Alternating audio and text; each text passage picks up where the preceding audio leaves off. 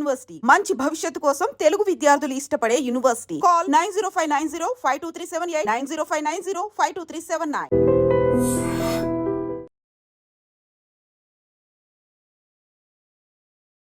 స్పాట్లోనే ఆ పాప చనిపోయిందంట. డోర్ తీసుకొని బయటికి రావట్లేదు, గ్లాస్ మాత్రమే దించి వేడుకుంటోంది అందరినీ కూడా. అంటే బయటకు వెళ్తే మాత్రం ఈ మధ్యకాలంలో ఈ మద్యం తాగి డ్రైవ్ చేస్తున్న కేసెస్ అయితే భయంకరంగా నమోదవుతున్న సిచ్యువేషన్ అయితే కనిపిస్తోంది. ఎందుకంటే మద్యం తాగి బండి నడపొద్దు అని ఎన్నిసార్లు చెప్పినా సరే మారట్లేదు వాళ్ళు. అంటే మద్యం తాగిన వాళ్లకు ఏమైనా పెద్ద ఫరకేం పడదు, కానీ ఏకంగా వీళ్ళు ఏం చేస్తున్నారంటే అమాయకులు ఎవరైతే పక్కకెళ్ళి పోతున్నారో, రోడ్కి సంబంధించిన నియమ నిబంధనలు పాటించుకుంటూ ఎవరైతే జర్నీ చేస్తున్నారో వాళ్ళను వచ్చి వీళ్ళు ఢీకొడుతున్నటువంటి పరిస్థితి. అట్లాగే ప్రాణాలు కూడా కోల్పోతున్నారు. అంటే అసలు ఏ తప్పు చేయకుండానే ప్రాణాలు తీస్తున్నారు ఈ మద్యం తాగిన వాళ్ళు అని అనుకోవచ్చు. ఇది జైపూర్లో జరిగినటువంటి సంఘటన. మనం ఇక్కడ క్లియర్గా చూడొచ్చు. ఒక మహిళ మద్యం మత్తులో డ్రైవ్ చేస్తోంది. కార్ సీట్లో మనకు స్పష్టంగా కనిపిస్తోంది. వేడుకుంటోంది ఏమని, దయచేసి నన్ను క్షమించండి, వదిలిపెట్టండి అని. ఎట్లా వదిలిపెడతారు? ఆ మహిళ చేసింది ఏంటి అని అంటే మద్యం మత్తులో కార్ డ్రైవ్ చేయడమే కాకుండా బండి మీద ఎవరైతే ముంగడ వెళ్తున్నారో వాళ్ళని ఢీకొడితే 14 సంవత్సరాల ఒక చిన్న పాప చనిపోయింది. ఆ తర్వాత ఒక ఇద్దరికి కూడా గాయాలై వాళ్ళని హాస్పిటల్కి తరలించిన పరిస్థితి. అంటే ఏ మాత్రం కూడా బ్రెయిన్ పని చేయదు మద్యం మత్తులో.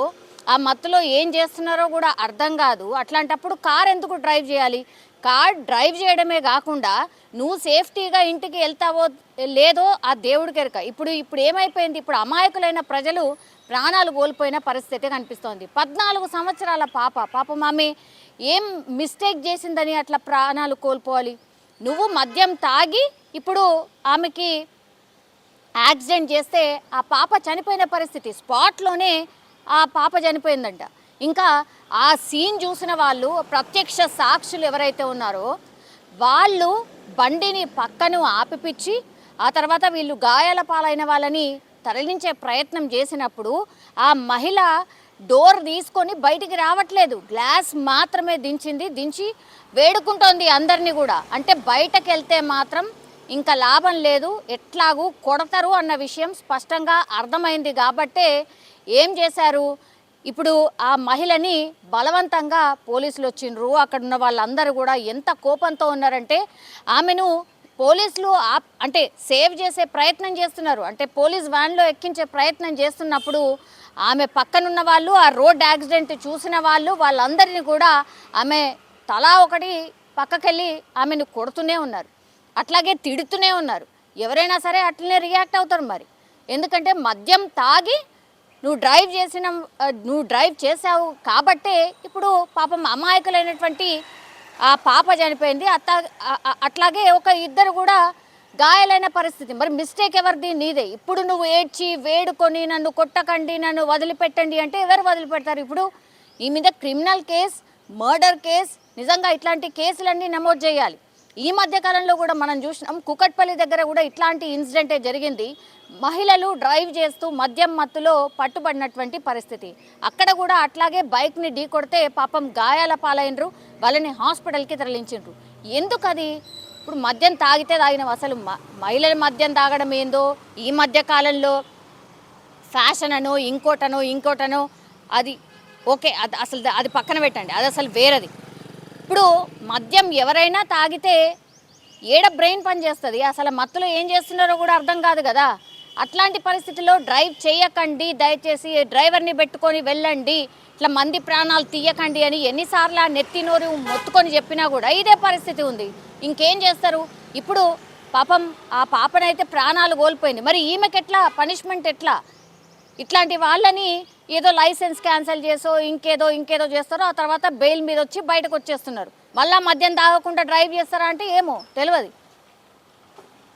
దయచేసి ఇట్లాంటి మిస్టేక్స్ జరగకుండా ఉండాలి అంటే మరి ఏం చేయాలో, వ్యవస్థలో ఏం మార్పు చేయాలి అంటే అగైన్ మద్యం అసలు నిషేధించాలి, మద్యం అనేది అసలు లేకుండా చేయాలి అనేది ఇంకో టాక్ వినిపిస్తుంది. కానీ ఎంత దారుణం, ఇట్లా మద్యం మత్తులో డ్రైవ్ చేస్తే పాపం అమాయకులమైనటువంటి ప్రాణాలు పోతున్న పరిస్థితి.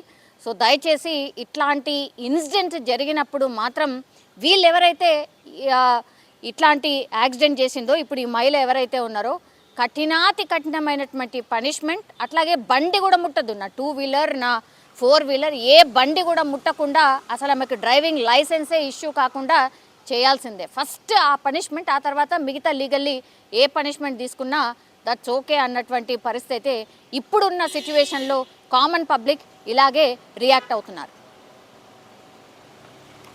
స్పాట్లోనే ఆ పాప చనిపోయిందంట.